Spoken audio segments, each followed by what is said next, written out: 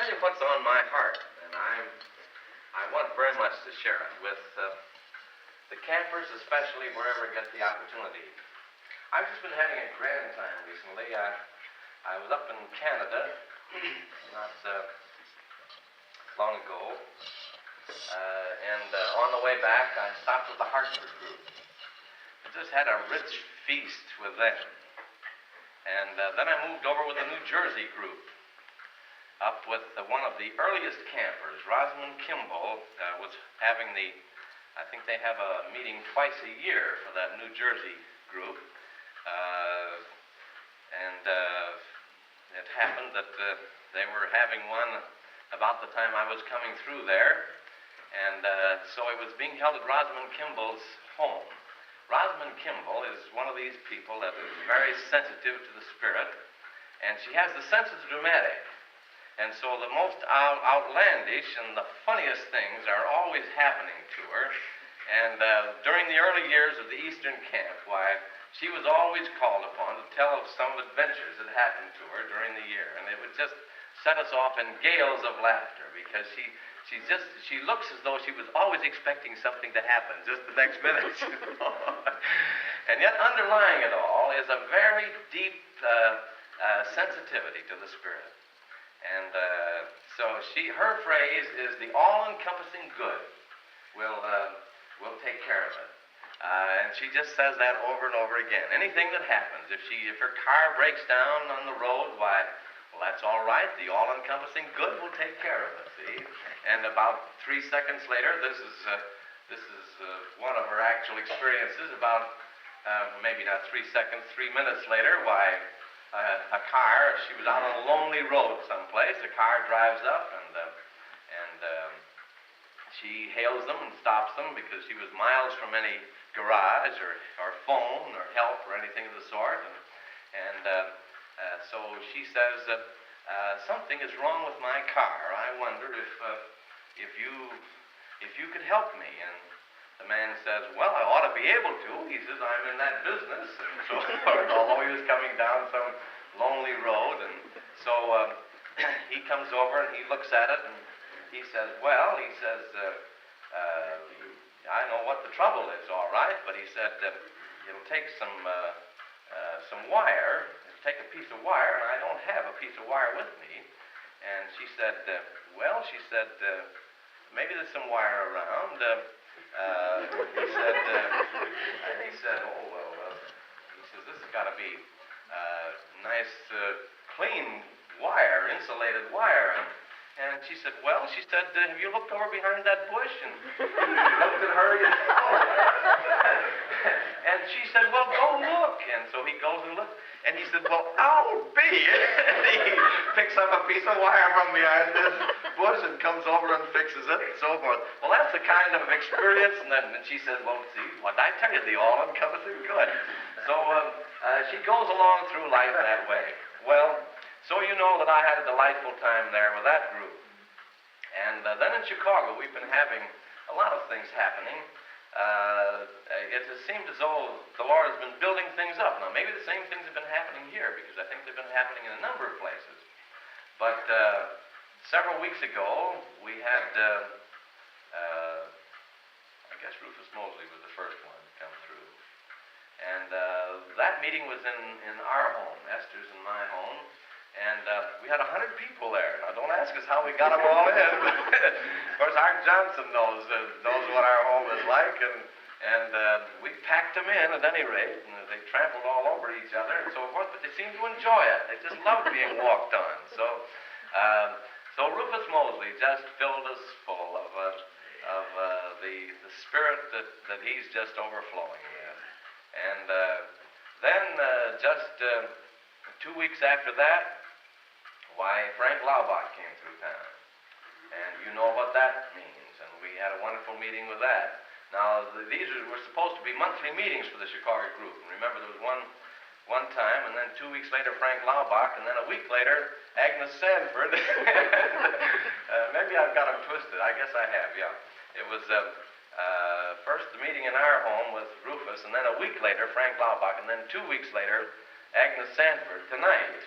And then 3 weeks later, there's going to be one more meeting of a special character before leading up to the midwinter retreat there, which is on December 28th, 9th, and 30th in the Austin Baptist Church. And I hope that many of you will be able to get up there. Glenn Clark will be there, and Roland Brown will be there, and Dr. Lustig will be there from Grand Rapids, Michigan. And he's a remarkable man. He's a medical man. How many of you, any of you know him?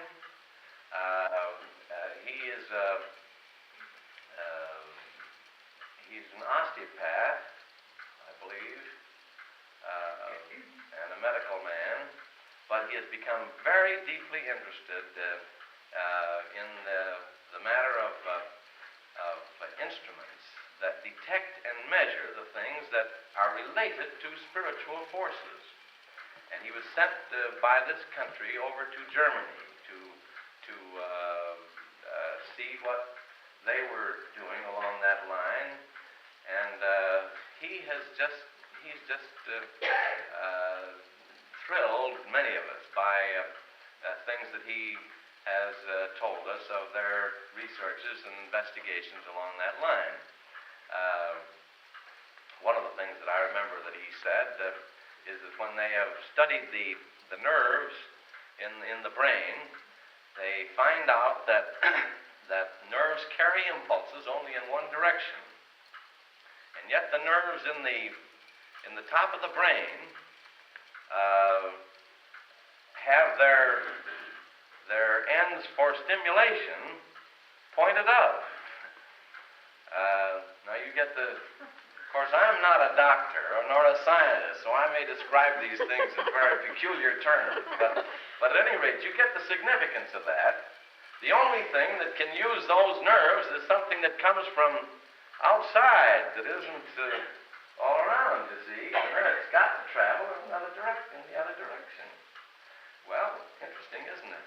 No more interesting than the thing that Marcia Brown told us at this meeting with Frank Laubach a week or two ago in Chicago, because she said that Roland had just been down visiting Dr. J.B. Rhine, or at least they had gotten together, and that Dr. Rhine, apparently stimulated by Frank Laubach's book, when he wrote Prayer, the Mightiest Force in the Universe. Most of you are familiar with that little book, I think. And remember how he talked about telepathy and its relationship to, or its possible relationship to prayer. And that apparently stimulated Dr. Rhine, because he got into correspondence with Dr. Laubach after that, and they had several discussions on it. And so now we learn that Dr. Rhine has been conducting some experiments on the matter of prayer,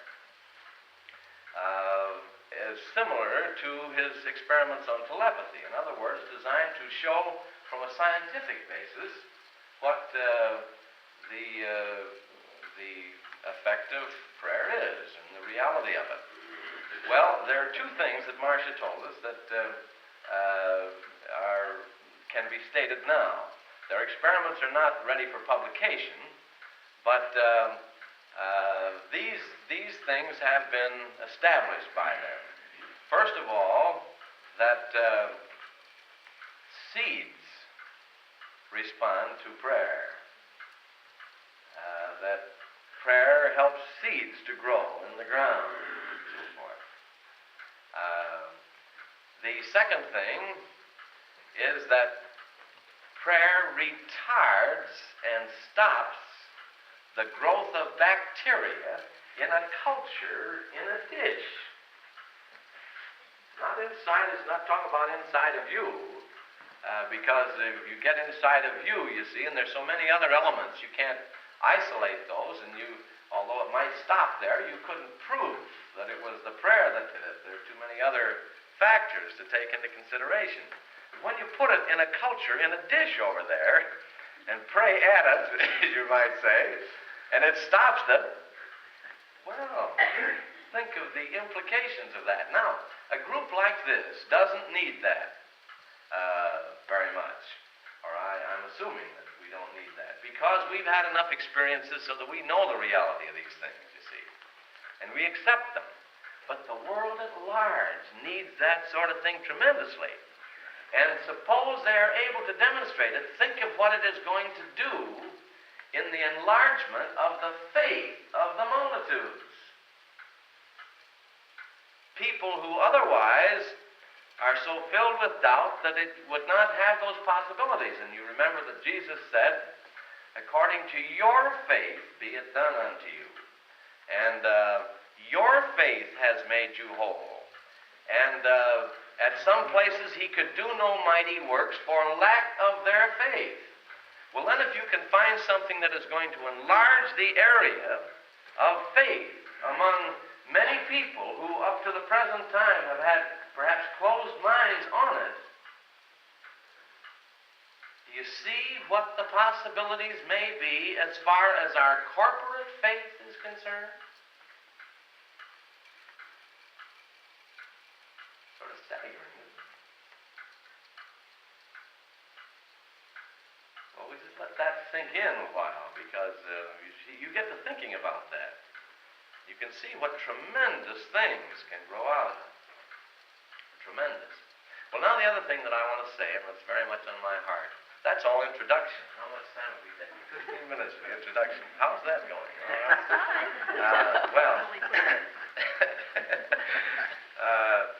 Well, now, here's the thing.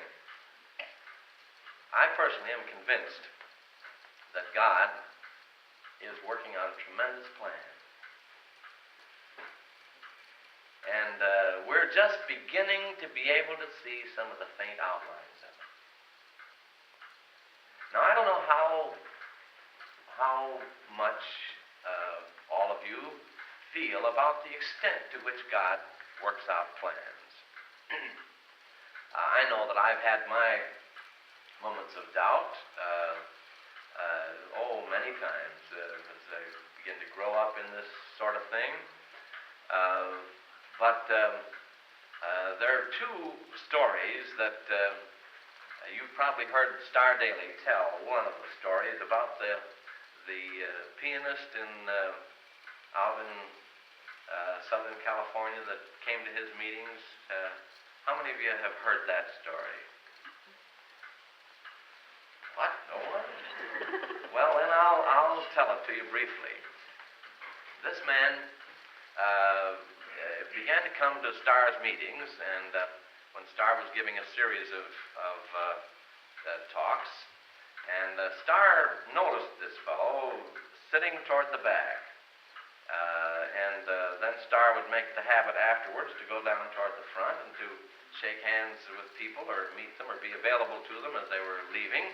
But always this fellow had disappeared before he got down there. So I guess that sort of got under Starr's skin after a few nights, and so he decided he was going to work it out. So he made arrangements for someone to make some announcement or something like that, and he slipped back there and got a hold of this fellow before he went out. And he realized, you see, with Starr's sensitiveness, that this man had something very much on his heart, or mind. He was in trouble. So they got to talking, and he made an appointment to come up and see Starr. When he got there, he told him that his trouble was that here he was a musician, a concert pianist. His technique, he said, was all that he could ask. But he said, for some reason or other, his music was dead. And he just didn't know what to do. He'd been around to different people to try and help him, but he hadn't gotten any help. He'd been to a psychiatrist, and that hadn't given him any help. And he'd been to various people. And he was at his wit's end. And so Starr said, well, he said, I don't know whether you believe in this or not, but he said, I believe that God knows the answer to all these things, and that if we listen to him and speak to him, that he may show us the path. And so he said, I suggest we pray about it and have a moment of silence. And so they did. Well, two things came to Starr, and one thing came to this man, which was to go and see a certain, the head of Leland Stanford, I think, for some reason or other. But to Starr, I forget what one of his was, but the other one was to go and see Mrs. Kate Crane, somebody. I forget her married name, but she was of the Crane family of Chicago, and she was quite a famous, quite a well-known woman, philanthropist, and very active in many ways. This fellow then wasn't quite sure, but Starr convinced him that he should follow out whatever leading had come to them. He should do faithfully. So he went to see this man at Leland Stanford, and he did this other thing that had come to Starr, and then he went and called on this I'm going to call her Kate Crane, because I can't think of her other name. When he arrived in her home, he was ushered in by the butler and seated in the reception room, and he said, Mrs. So-and-so will be in here in a few moments. And he went to announce him. While he was sitting there waiting, he noticed an album of portraits on the table. And so he began idly to turn them over and look at them. He had been doing that for some moments when Kate Crane entered the room. And just as she entered the room, she saw him stand up, and all the blood drained from his face, and looked almost as though he was going to faint or to fall. And she rushed over and said, well, what is the matter? Are you ill? And he said, who is this man? And he pointed to a picture in this album. And she said, well, that's my brother. He said, was he ever in Russia? I forgot to say it. This man was Russian born. Was he ever in Russia? Why, yes, she said. He was the American ambassador to Russia in such and such years. And then the story tumbled out, which was that he had been of a well-to-do family in Russia, and during the revolution, the father had to flee the country for his life. And he had left what he could with them, and he had ample resources on the outside of the country, but he could not in any way get his money to his family who were remaining in Moscow. He was a little boy, just a few years old, and the other children were graded up, stepped up, but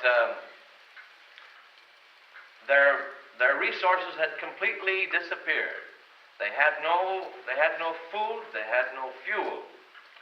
When one day, up the stairs came steps that at first they thought maybe were the revolutionists coming to take them, and so all those things always frightened them. But when the knock came, the mother finally opened the door a crack and then admitted this man who had heavy fur cap on and a great fur coat. And this little boy was clinging to his mother's skirt and sort of hiding behind it. And he saw this man. Now, this man was Kate Crane's brother, the American ambassador. And his father had gotten hold of him outside of the country and had pled with him to take money with him into Russia, take his money in, and to see if he could locate his family and give this money to them. And so he had finally promised, although it was, you might say, extra legal. He had finally promised, and now he had found them, and his coming meant their salvation from the physical standpoint, you see. And later, they were able to get out of the country and rejoin the father and head of the family. That man, to this little boy's mind, almost represented God. But in the intervening period, something had clouded over his faith and everything else. And now with this incident, how was he to explain that in a moment of prayer, word should come to Starr Daily that he should call on a certain woman when Starr Daily knew nothing whatever about any of this.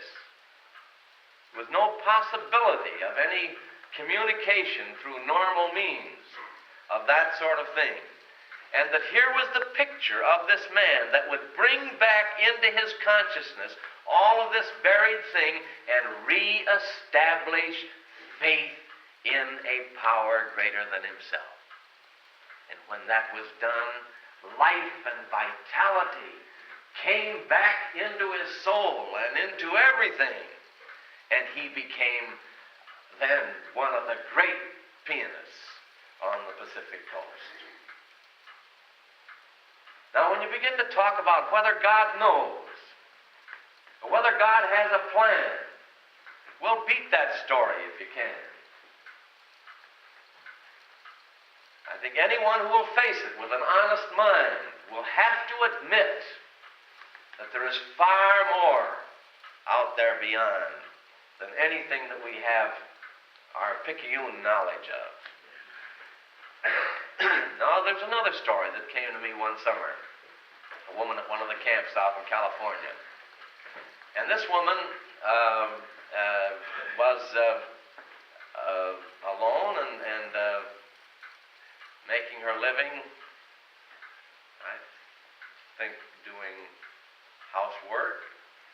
I'm not sure. But at any rate, she had a very comfortable place. But she had a physical illness that bothered her. And she'd been praying for some time for healing for this illness. And so she wasn't getting anywhere with it, however. And one of her very dear friends was Mrs. Cornell, who at that time was the chairman of the California Council Ring, the Southern California Camp Council Ring. And they were very close together, and they used to check in. They were sort of prayer partners, and they used to check in frequently. And so one day, Mrs. Cornell called her and said, Ethel, or whatever her name was, someone just spoke to me, and they wanted someone for a certain job. And this, I know, was work in a house, sort of looking after the house. And she said, I just couldn't help but think that maybe this was the place for you. Well, she thought it over, and she had the same feeling. Now, here's the interesting thing. The job that she was in was a good job. This job that was being offered to her paid her less money, was harder work, it seemed to be worse in every regard, but they both had the feeling that was the thing for her to take. So she took it. And after she'd been there a while, she began to think, well, my goodness, what did I ever take this job for? And then she found out that there wasn't harmony in the home. The husband and the wife were quarreling a good part of the time. And at first she thought that the husband was all in the wrong. And then she began to see that, well, maybe the husband wasn't all in the wrong. Maybe the wife had something to do with it. And so she began to puzzle over that. In the meantime, she was constantly praying for healing for this physical illness. And, well, that went on for some time. And then finally, one morning, it dawned on her that in this home was a situation between the husband and wife that was almost identical with the situation that had existed in her home between her father and mother. But as a girl, she had always sided completely with her mother. And she had felt so bitterly toward her father that for years and years and years she had been unable to pray for him. I think that he was dead and gone by that time. But she had been unable to pray for him. And now, coming into this other situation and seeing it, she saw that her father had some justice on his side also, which she never would have been able to see if someone had tried to persuade her with regard to her own father and mother. Her mind was closed toward her father. Her heart went completely out to her mother. But by getting over into this other situation and having it come up on her blind side, her unconscious side, all of a sudden it dawned on her. And when it dawned on her, she dropped on her knees and prayed with a full heart for her father. And her illness was cured like that.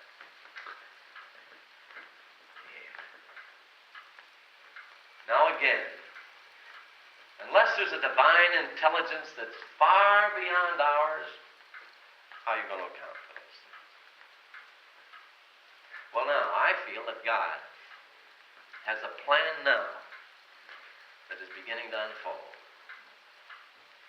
I don't pretend to know all of what it may be, but we're beginning to be able to see a few outlines.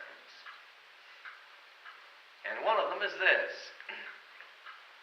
that this thing that happened in the camps last summer, there was a release taken there, begun at Rhodes Grove. I wasn't at Rhodes Grove, but there was a release begun there. When Starr Daily, something burst through him in which he talked about the great need for getting this power that we believe in and that we're seeking and that we're seeing manifested in our personal lives and in little ways here and there, but of getting it down into the areas of great need all through the world. In Europe, in China, in all these other places. Now, when that came to Starr, something tremendous was released through the whole camp. They called it Starr's baby, but that isn't quite accurate. It wasn't Starr's baby. Starr was only the obstetrician. He delivered the baby. The baby was conceived about 3 years before, or 2 years before, in the group of men that met in Washington at New Year's time. And I think that more than any other single person, that Frank Laubach was responsible. But at that time, through Frank and the others, maybe some of you remember seeing a little pamphlet called Daring Religion. It was called attention to the fact that our time was limited, and that unless within the next 5, 10, 15 years we were able to change the relationships of the nations of the world and the peoples of the world, that then we couldn't know what might happen to this world. Now, of course, we've heard that talk in many ways. But what that group of men did in writing this statement was to point out that the only way that could be corrected was by sending Christ-filled emissaries. I'm not going to say missionaries because it might confuse it with the theological missionary, if you know what I mean. But emissaries out through the whole earth to help people with whatever problem, in industry, in agriculture, whatever it might be.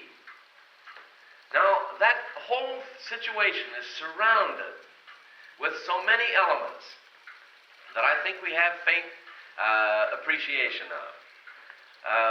Now, I'm not saying one thing against the missionary enterprise as it exists. Quite the contrary.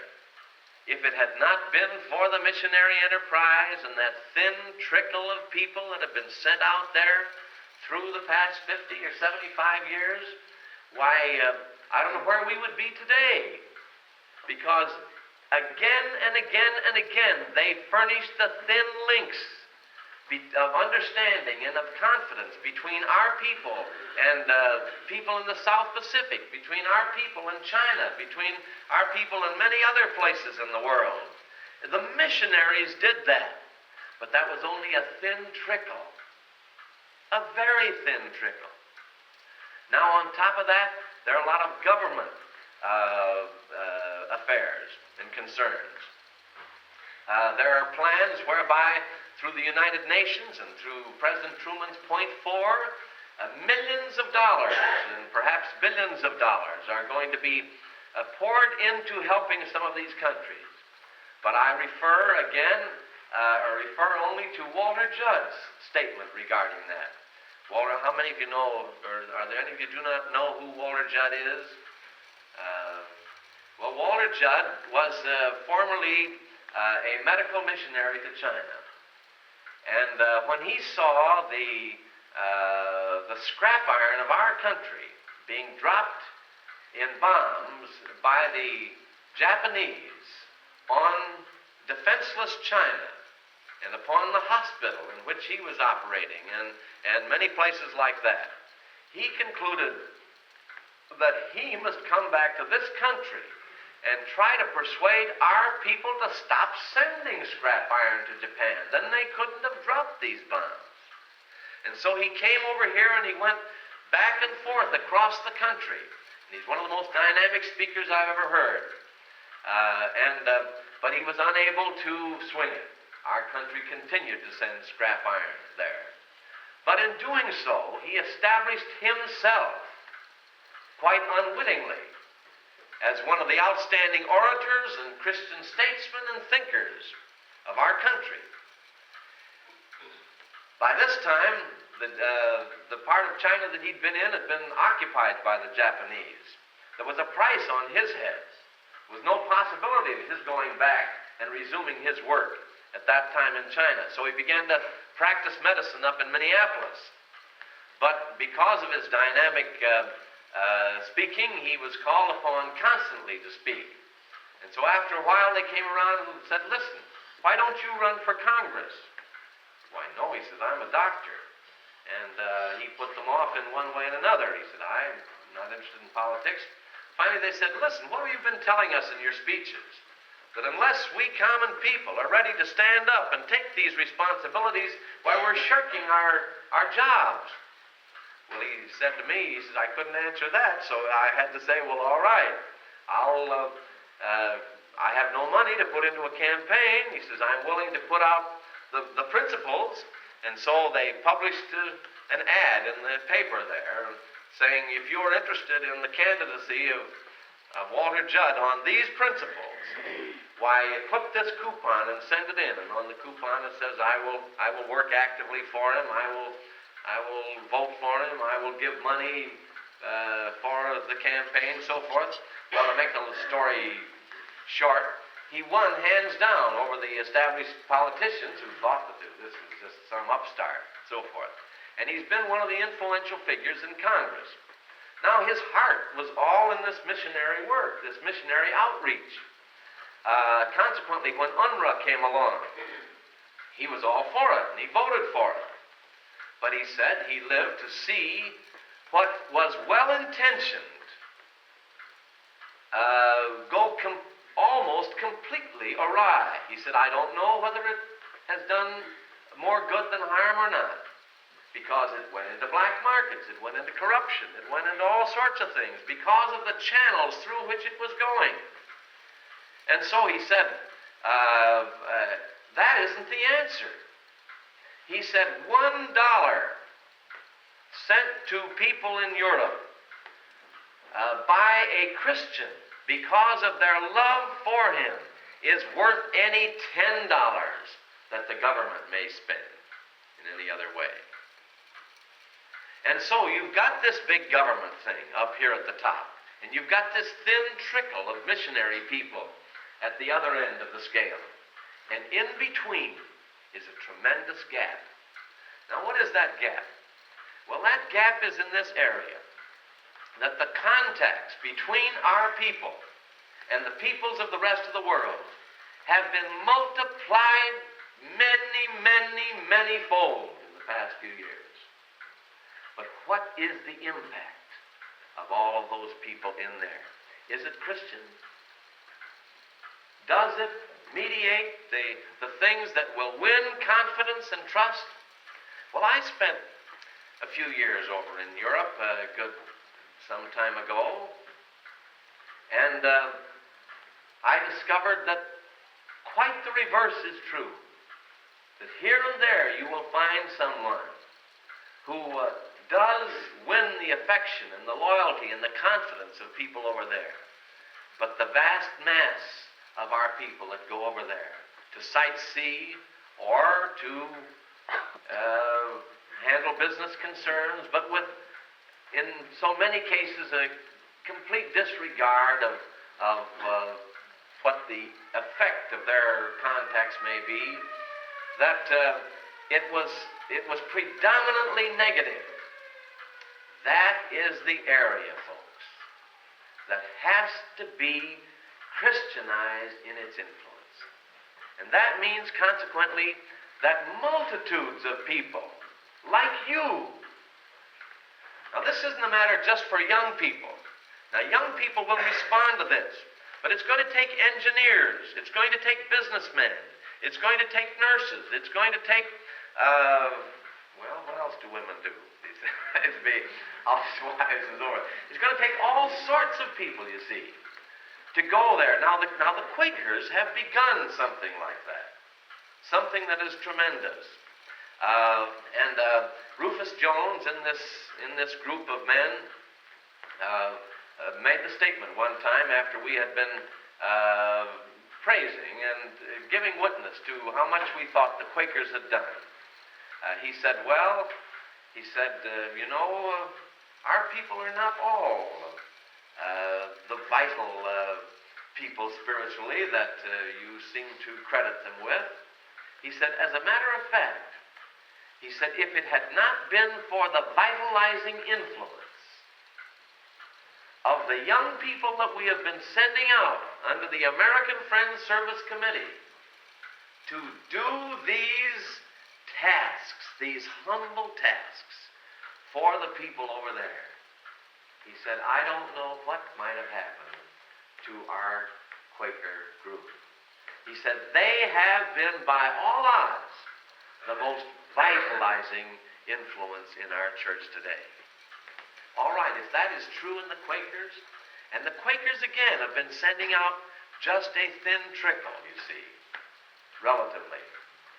What would it be if we really caught on fire and determined that so far as we were able, in every instance where we made contact with any other people, that the attitude of Christian love and faith and trust and joy and things of that sort were predominant, what would it do?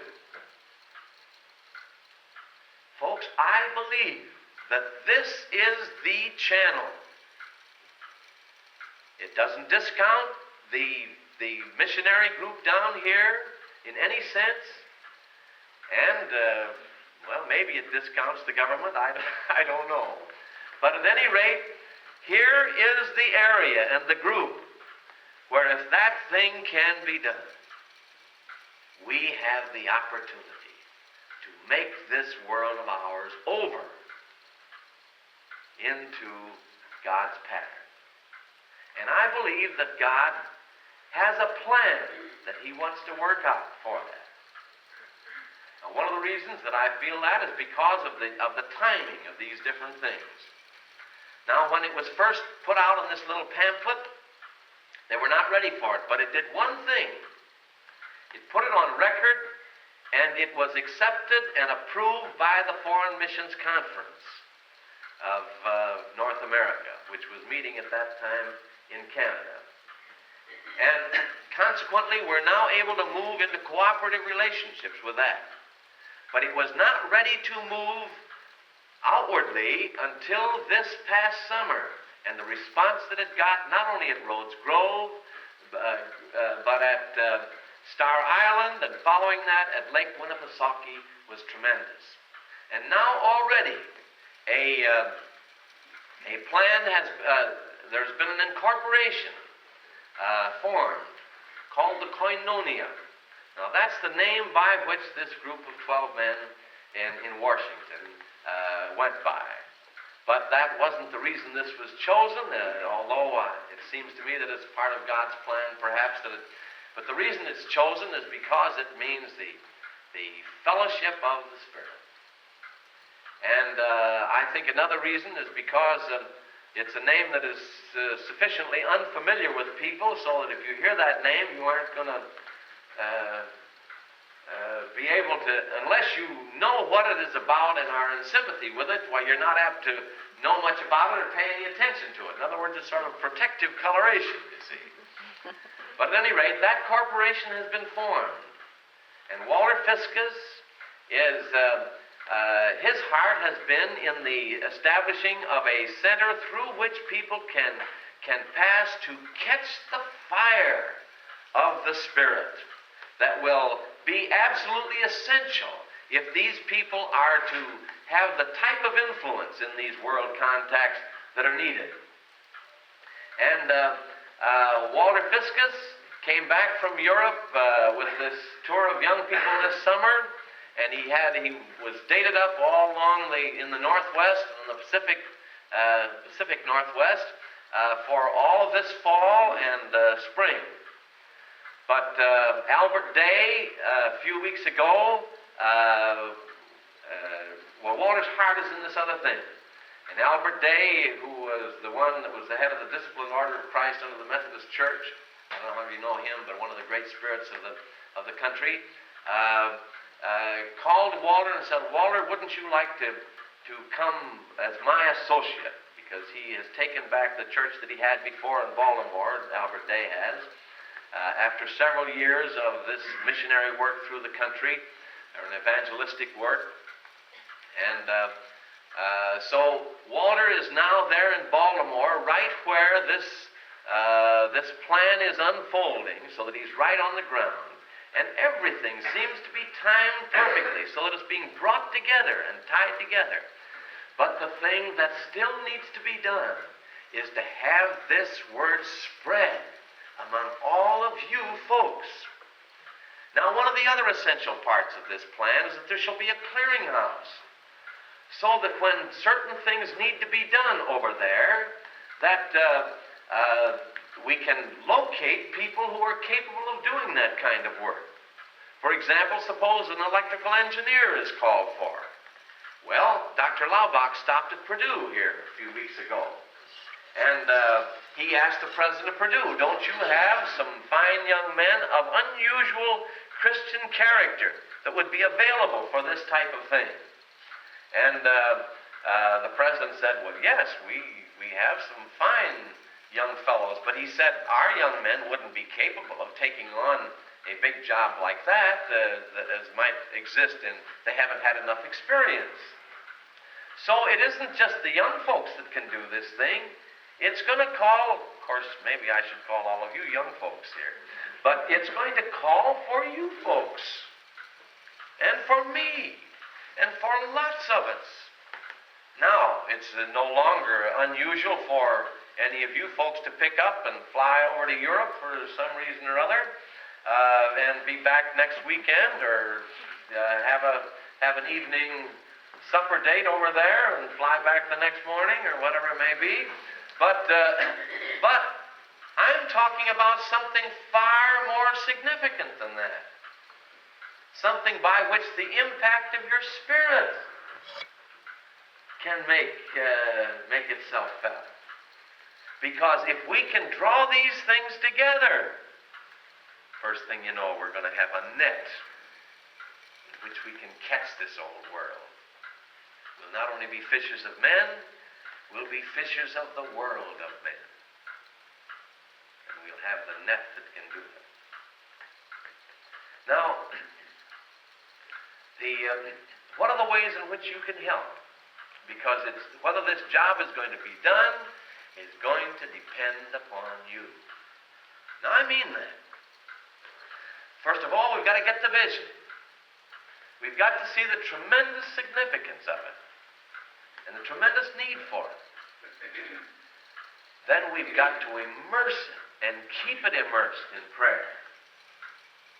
The only reason that the thing is unfolded to this point, I know, is because of the prayer that has surrounded it.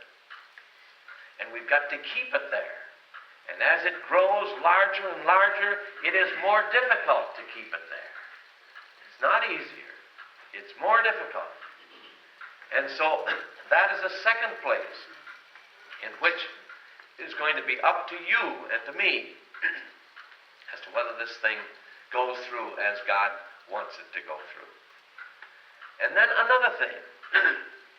How are we going to pick out the people for jobs that are needed over there who will do this thing that we're talking about? Are we going to just go to a church and say, well now, or go to a man and say, well now, are you a good church member? Well, let me tell you, I'm working at this thing in industry. In other words, in our program of Democracy in Action, we are trying to feed into industry the elements of the Spirit. And let me tell you this, that some of our biggest problems are our supposedly best church people. Why? Because we haven't learned some of the simple fundamentals of Christianity. We think it's in an intellectual belief. Or we think it's membership on some kind of a church roll. Or we think it's because somebody has been dunked. All sorts of ideas. And what does it amount to? Well, let me tell you what is necessary in industry. You've got to have people who so inspire the confidence of others in them that they're willing to come to them with anything, without fear. To open up and bare their hearts and know that the person isn't going to turn around and put them in the doghouse. You've got to find people who are patient, who are loving, who have faith and trust, who are easy to work with and get along with. We had a speaker at our last Green Lake meeting, which our company and DIA holds. And he was the professor of police administration at a Michigan college. Now, that's a nice job, isn't it? Police administration. But he's a great fellow. And he told about a little group that they'd formed up there. A prayer group it was. A group of people committed to each other and living together. And he said, we met together, and he said, we didn't know what to call ourselves. All we knew was what we were interested in. We were interested in seeing if in some way we couldn't change or transform the atmosphere of our campus and make it alive and vibrant and spiritually true. So he said, sometimes we call ourselves not Alcoholics Anonymous, but Christians Anonymous. And he said, we didn't have any definite procedures, but he said, we struck on one thing, and this thing has thrilled me. And I hope it'll thrill you. He said, we decided that there was only one currency that would be understood by everyone. Now he said, call it a medium of exchange. And he said, and this is one that we didn't think would be devalued. He said, that currency is simply what we call the fruits of the Spirit.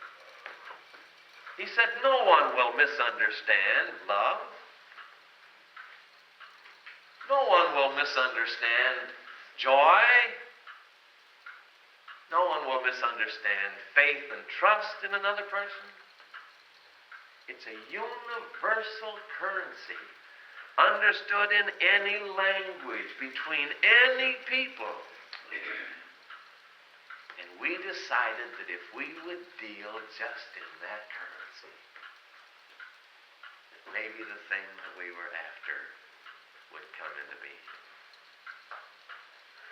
Oh, folks, that's wonderful. That's what the third order of St. Francis was. I don't know how many of you know about the third order of St. Francis. See, St. Francis began with his own order, which the members all embraced voluntary poverty. And they left their homes and their people and so forth, and they went off, and they lived together, and they did a wonderful work. And then, was it Cecilia or Claire? Claire, I guess. Sister Claire, that formed a similar order for the women. And then after a while, because at first they met great rebuff and all that sort of thing, then after a while they began to become so popular that they began to make the mistake of leaving their homes and families and responsibilities when they shouldn't. And so he started the third order of St. Francis. And that third order had only one responsibility. And that was to leaven the life of the society with love and radiance and faith and trust and prayer. And I feel that there is that call again for us today. And I feel, folks, that our camp groups are one of the leaders in that. I don't mean for 1 minute to say that we're the only ones. God forbid. And I know that that would be utterly untrue, because you'll find it again and again and again in this group and that group and the other group, under all kinds of names. One of these fellows that I know, is that right? How long have I been talking? Well, I'm pretty through. But at any rate, forgot what I was going to say. One of these fellows I knew. What? One of these fellows I knew. St. Francis. Oh, yes. One of these fellows that I know, that if the opportunity came, I would say, okay, Ed, will you go over to Afghanistan, to Siam, to India, to wherever it might be, and do this job? And I know that he would carry the Christian impact with him. I know that people would work with him, would trust him, would love him. And then through that medium of trust and love, you see, what will happen is that it will open the floodgates. Remember that God cannot get through until people have faith either in him or in a child of his. But if a child of his wins the faith of any person, then God can immediately begin to work through that person. And so it's a matter of going around and winning that faith and establishing those channels all up and down the length and breadth of the land. And he could do it. And yet, when he was telling me about the group, he has a group where he lives also. And when he was telling me about it, he said, you know, he said, I don't know what to make of this. He said, the two best Christians, the two most genuine Christians that I know in our community are these two, and he named them and described them. They were miles apart theologically. Their backgrounds were utterly different. Well, you wouldn't have picked the two of them up and put them in the same basket for under any other circumstance than their spirit. But there they were of the same stripe. Now, don't get me wrong. I don't mean that we're to wipe out all of our differences. Of course not. That's what makes life interesting. That's what makes it fun. That's what makes it adventure. Why, if every one of you here agreed with me, why, what use would it, why wouldn't have the opportunity to stand up and talk to you for an hour? See? But you see what I mean? No, not to wipe out the differences, but to have, God has given us many gifts, but of one Spirit. Does anyone have a Bible or a Testament here? This is what we learn.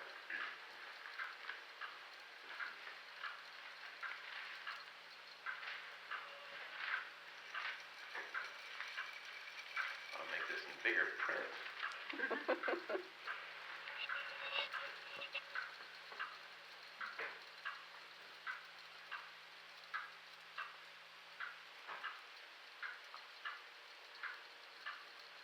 Now, there are diversities of gifts, but the same Spirit. And there are differences of administration, but the same Lord. And there are diversities of operations, but it is the same God which worketh all in all. But the manifestation of the Spirit is given to every man to profit withal. For to one is given by the Spirit the word of wisdom, to another the word of knowledge by the same Spirit, to another faith by the same Spirit, to another the gifts of healing by the same Spirit, to another the working of miracles, to another prophecy, to another discerning of spirits, to another divers kinds of tongues, to another the interpretation of tongues. But all these worketh that one and the same Spirit, dividing to every man severally as he will. For as the body is one, and hath many members, and all the members of that one body being many are one body, so also is Christ. For by one Spirit are we all baptized into one body, whether we be Jews or Gentiles, whether we be bond or free, and have been all made to drink into one Spirit. For the body is not one member, but many. If the foot shall say, because I am not the hand, I am not of the body, is it therefore not of the body? And if the ear shall say, because I am not the eye, I am not of the body, is it therefore not of the body? If the whole body were an eye, where were the hearing? If the whole were hearing, where were the smelling? But now hath God set the members, every one of them, in the body, as it hath pleased him. And if they were all one member, where were the body? But now are they many members, yet but one body. And the eye cannot say unto the hand, I have no need of thee. Nor again the head to the feet, I have no need of you. Nor the Americans to the Russians, I have no need of you. Nor to the preacher to the industrialist, I have no need of you. Nor the industrialist to the missionary, I have no need of you. Nay, much more, those members of the body which seem to be more feeble are necessary. I've never forgotten the fact that I've heard persons say that again and again, when people were in hard times and were short of food, that the baby was always well fed, even though the others might be starving. Well, what does that mean? That the baby was the baby released the love in the whole place. Nay, much more, those members of the body which seem to be more feeble are necessary. And those members of the body which we think to be less honorable, upon these we bestow more abundant honor. And our uncomely parts have more abundant comeliness. For our comely parts have no need, but God hath tempered the body together, having given more abundant honor to that part which lacked, that there should be no schism in the body, but that the members should have the same care one for another. Whether one member suffer, all the members suffer with it. Or one member be honored, all the members rejoice with it. Now ye are the body of Christ. And members in particular. Now we have the opportunity for this to become a reality all through the world. And I know that God is unfolding a plan that will accomplish that great purpose. It came to me in a prayer time not long ago that the whole... I don't know what may happen after that, but that again is in God's hands. One of the reasons that I'm sure that there is that plan is because never in all my experience have I come across so many mature men who have said, well, I don't know why it is, but I'm restless in what I'm doing. I wish I could get into something that was more spirit-filled. Well, now, of course, the first answer is fill with spirit right now what we're doing. But it also has a meaning that people are being lifted by the flood tides of the Spirit out of the old ruts that we've been in. They're going to be free so that the call might come to you, or it might come to you, or it might come to you tomorrow or the next week to go as one of these emissaries. And if so, we're going to be ready to respond. That's the way we've got to live. And that's the way we've got to be if this world is going to be what God intends that it shall be. Folks, I've talked too long, but hard guy to stop once you get me started. And I just want to say again, it's thrilling to be here with you. Oh, I want to add one other thing. Among the things that you can do, I started to tell you that in industry, you see, we see that it isn't just church membership and so forth that makes people ready to, are able to work with others and carry the Spirit, but it's something more. Now, in other words, there's no known test except the test that you can give it. But you can say, I know someone that would fill that bill. All right, when this clearinghouse is set up, you send that name to them and say, here's a man, just as I said about this electrical engineer. I'll put his name in immediately. Say, when you need a good electrical engineer, here's a man that will do more than electrical engineering. And yet he's a good electrical engineer. Well, you folks can send in those names from all over until we've got a great file, a great number of people there. And then as different projects arise, why, we'll be able to go through and say, well, now here are 4 men that might fill this bill. And we'll know that every one of them has been certified by the Spirit, by the kind of Spirit I was reading about here, see? And that's the kind of thing that we're going to have to find.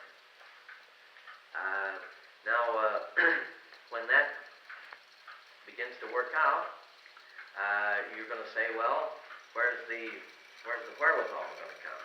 Because Frank Laubach, again, was the first one, I think, that began to speak in adequate terms. He was the first one in this little daring religion. He said the church ought to put up $2 billion. Well, the church hasn't known how to talk about $1 billion yet.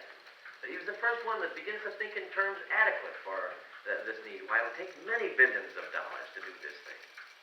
But I want to tell you just one little thing. I can't tell you all the details, but I'll close with this and leave this in your mind. Because God is going to work in many ways to provide these things.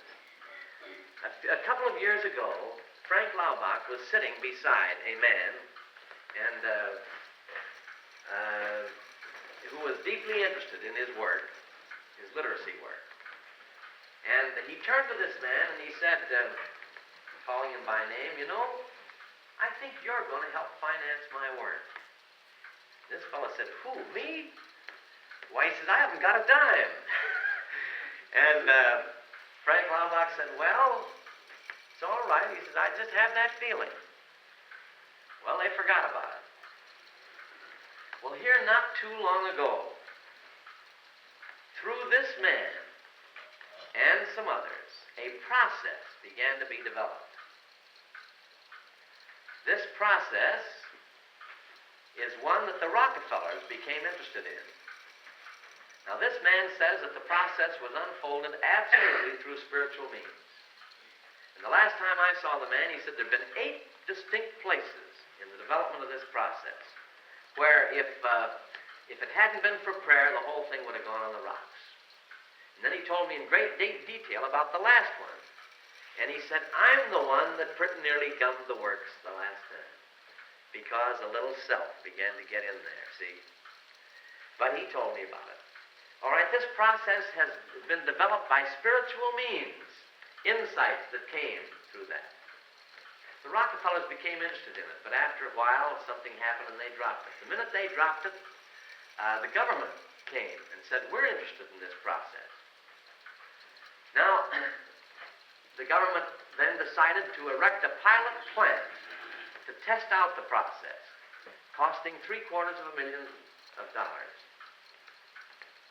If the process proves out, then they're going to tear that plant down and erect a plant costing $200 million. Now, they still don't know whether the process will work because it hasn't had these tests. But this man already has been offered millions of dollars for his interest and share in the process. But he and his wife aren't interested in that. And so he and his wife want to make available right now, before they know whether it's worth a dime. Because if the thing shouldn't work out, it wouldn't be worth the power to blow it up. They want to make available now the income from that to this type of thing. And it isn't penny ante that they're talking about. Now this fellow says, I think I'm getting schizophrenia. Because he says, I go and I talk to these bankers, well now this is going to take $800 million. He says, and then I go home to my wife and I say, what'd you do with that dime I gave you yesterday?